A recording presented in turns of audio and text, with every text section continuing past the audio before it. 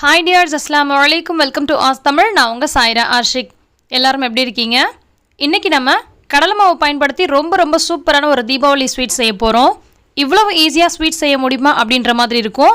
அந்த அளவுக்கு ரொம்பவே சிம்பிளான பொருளை கொண்டு ரொம்ப ஈஸியாக செய்யக்கூடிய ஒரு ஸ்வீட் தான் இப்போ நம்ம செய்ய போகிறோம். வாயில் வச்சதுமே மெல்ட் ஆகி போகக்கூடிய அளவுக்கு ரொம்பவே சாஃப்டாக ரொம்பவே ஸ்மூத்தாக இருக்கும். எப்படி செய்கிறதுன்னு பார்க்கலாம் வாங்க. இப்போ ஒரு கடாய் அடுப்பில் வச்சுட்டு இதில் அரை கப் அளவுக்கு கடலை மாவு சேர்த்துக்கலாம்.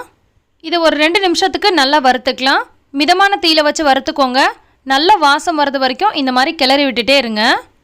ஹையில் வச்சு வறுத்திங்கன்னா உடனே நிறம் மாறிடும், நல்ல வாசம் வராது. ஸோ மிதமான தீயில வச்சு நல்ல வாசம் வர வரைக்கும் வறுத்துக்கோங்க. பாருங்கள், லைட்டாக அந்த மாவோட கலர் மாறி வருது இல்லையா? இந்த அளவுக்கு வறுபட்டு வரணும். பெரும்பாலான ஸ்வீட்டுக்கு சில பதம் பக்குவம் வேணும். ஆனால் இந்த ரெசிபி ரொம்ப ஈஸியாக செய்யலாம். இப்போ இது கூட அரை கப் அளவுக்கு சர்க்கரை சேர்த்துக்கலாம். சர்க்கரையை பொடி பண்ணிவிட்டு சேர்த்திங்கன்னா இன்னுமே ரொம்ப ஸ்மூத்தாக சூப்பராக வரும். நான் ஃபஸ்ட் டைம் செய்யும் போது அந்த மாதிரி தான் செஞ்சேன். இப்போ டேரெக்டாக சர்க்கரையாக சேர்த்துருக்கேன். ஆனால் சர்க்கரையாக சேர்க்குறத விட சர்க்கரையை பவுடர் பண்ணி சேர்க்கும் போது ரொம்ப சூப்பராக வருது. இப்போ இது கூட 1/4 கப் அளவுக்கு நெய் சேர்த்துக்கிறேன். இது எல்லாத்தையும் சேர்த்துட்டு நல்லா மிக்ஸ் பண்ணி விட்டுக்கலாம்.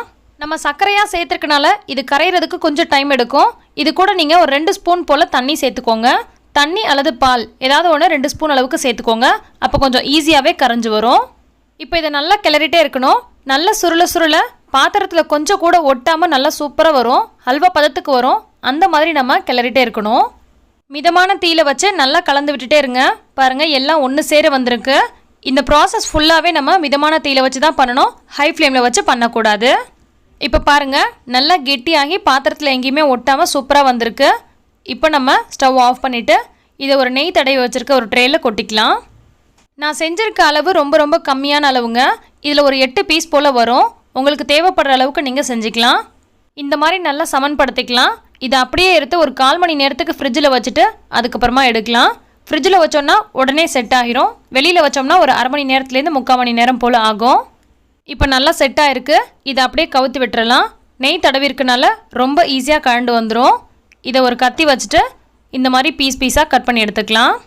கட் பண்ணும் போதே உங்களுக்கு தெரியும் எந்த அளவுக்கு நல்லா சாஃப்டாக ஸ்மூத்தாக இருக்குன்னு. இது சாப்பிட்றதுக்கு நெய் மைசூர் பாக் மாதிரி தாங்க இருக்கும். நெய் மைசூர் பாக் செய்கிறதுக்கு நிறைய பதம் பக்குவம் தேவை. ஆனால் இது யார் வேணாலும் செய்யலாம். ரொம்ப ஈஸியாக செய்ய முடியும். கடிச்சதுமே வாயில் அவ்வளோ ஸ்மூத்தாக கரைஞ்சி ஓடுது. அந்த அளவுக்கு ரொம்ப சாஃப்டாக இருக்குது. நீங்கள் செய்யும் போது கண்டிப்பாக சர்க்கரையாக சேர்க்காமல் சர்க்கரையை பவுடர் பண்ணிவிட்டு செய்யுங்க.